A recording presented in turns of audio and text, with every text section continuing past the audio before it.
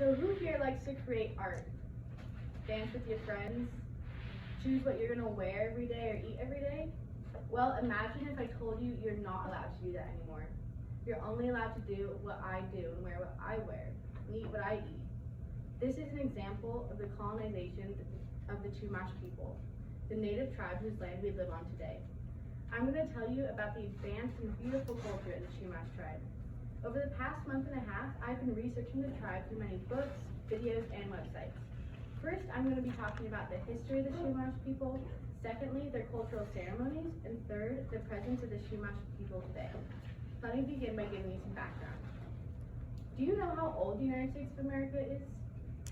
Anybody? Yeah, like 350, 400 years old. Only 243 years old. The Chumash people have been here and lived on this land for 15,000 years. Think about that. I'm going to tell you about the advanced technology and craftsmanship of the Chumash and how they responded to the Spanish contact and colonization. The Chumash were insanely skilled and artistic craftspeople. One of their most intricate and well-known creations were their woven baskets. They used their woven baskets for collecting and storing many different types of food and sometimes wore them as hats. They were also so tightly weaved together that you could store and drink water out of them. The Chumash also created the tomol. It is the only seagoing canoe on the North American continent. The tomol was created from redwood trees that would wash onto the shores and was held together by tar and pine tree sap. They used the tomol to travel hundreds of miles up and down the coast, as well as to the islands and back. In 1772, the Spanish came to colonize the Chumash land. They forced the Chumash to build the missions and convert it to the European lifestyle. Thousands and thousands of Chumash died from disease, being overworked, and cruel treatment. By 1880, the Chumash population dropped from 22,000 people to 300 people. The United States of America took control of the land, and the Chumash were made slaves to the white men.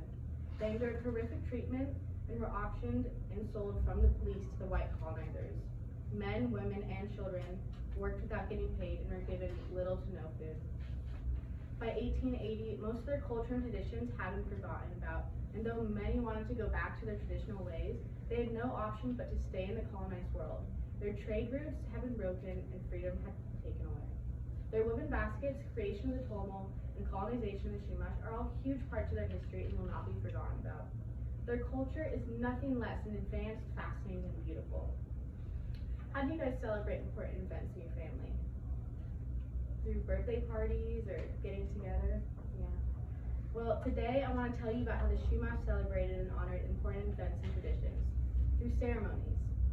Ceremonies took place to worship the sun, the moon, the stars, life and death, and the change in the seasons.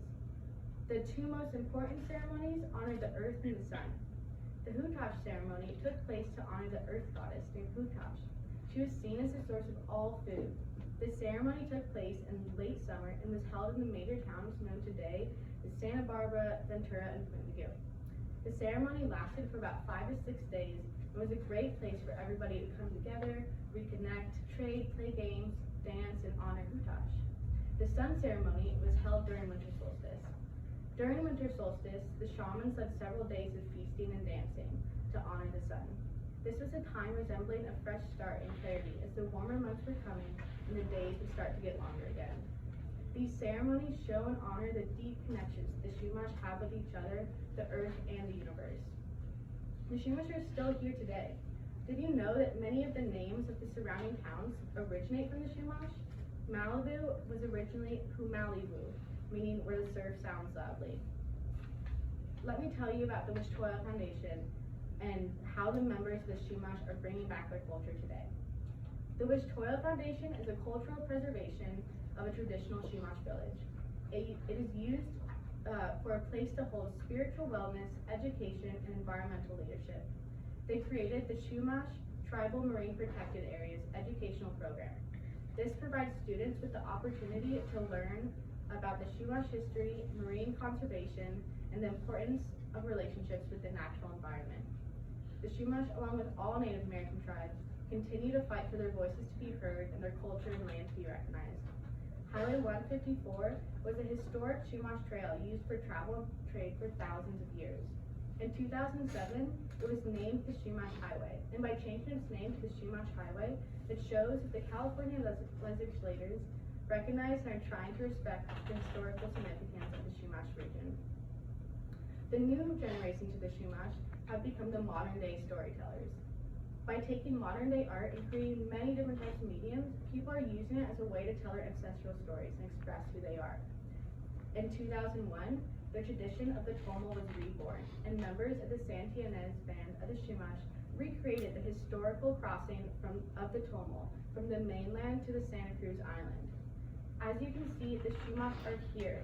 They are present and they're bringing back their culture and traditions for everybody to learn about. They have created a positive and powerful space for the cultures and history today. In conclusion, I informed you on the history of the Chumash, the cultural ceremonies of the Chumash, and the presence of the Chumash today. I came here to tell you about the Chumash tribe, and I hope that I've opened your eyes and hearts to the land, to the people of this land that we are on. I want to encourage everybody to take a moment out of each day and connect with the nature around you.